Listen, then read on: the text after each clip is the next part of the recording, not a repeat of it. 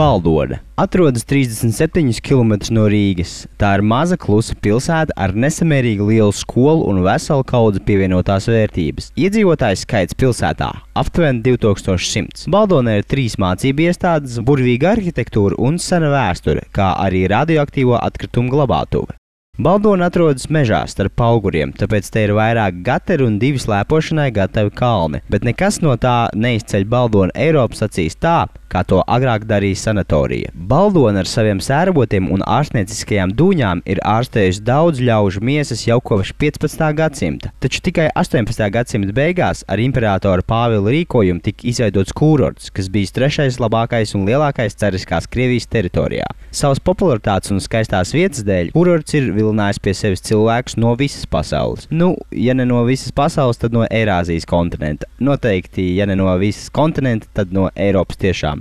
Vairāk gan no Austrumeiropas. Par to, kā toreiz izskatījās, varam uzzināt tikai no vecām bildēm vai vecmāmiņām. Un ziniet, tāda kārtība bija sanatorija. Pavasarī tur speciāls bija dārznieks, viņam bija strādnieki, viss bija apstādīts pukītes, viss tik skaisti, un apkārt viss tik bija tīrs. Ziniet, vispār cilvēki ļoti, ļoti brauca pie mums no visam malam, pat no Novosibirskas, no Sverdlovskas, no visam malam. Tad brauca lektori, brauca koncerti, lai tiem atpūtniekiem, lai nebūtu, kā saka, garlaicīgi. Un pēc tam vakaros arī rīkoja dējas. Tieši vienā no šādiem deju vakariem uz mūžu savijās 2 cilvēku sirdis. 1986. gadā Fatima Boiko ieradās Baldonas санаторijā no tālās Tadžikistānas. Вечер знакомства был.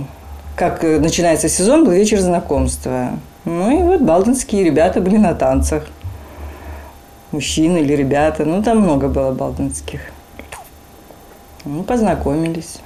А на следующий день возле столовой, после обеда как раз мы пообедали, я иду и слышу, меня зовут. Я поворачиваюсь, стоит Евгений. Говорит, Фатима. Я повернулась, я не думала, что он ко мне еще раз подойдет. Евгенijs bija policists un ar savu dienesta motociklu vizināja Fatimu по vietām, kādas Tadžikistānā nav. Вообще, пока я была в санатории, я впервые увидела лес, впервые увидела грибы.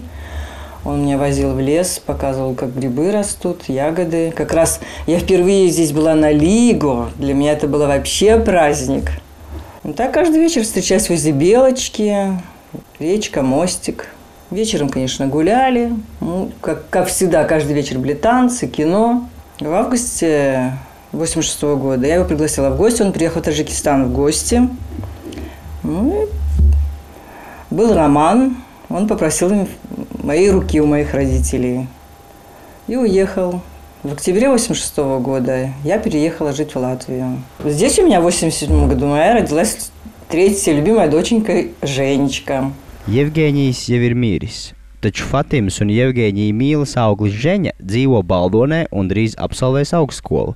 Šāds mīlas stāsts noteikti nav vienīgais, jo uz Baldonas sanatoriju brauc ārstēties daudz cilvēku, kā arī sieviešu, kurām bija problēmas saprasties ar stārķi. Sanatorijas viesnīca spēja uzņemt līdz 700 apmeklētāju, bet to cilvēku skaits, kas ārstējās un izklaidējās sanatorijā, ir vēl lielāks, jo daudz apmetās privātajos sektoros. Ir ļoti žēl, ka Padomju Savienība aizejot ir paņēmuši šo nozīmīgo iestādi, kas savulaik Eiropai Baldoni darīja redzamu kā treknu punktu kartē. Jaunā paudze pat nespēja iedomāties, kā savulaik изскатījās Балдоне. Балдона просто кипела, народу было много, все ждали, когда откроются магазины, всегда очень много покупок делали, на почте всегда были очереди, чтобы позвонить своим родственникам.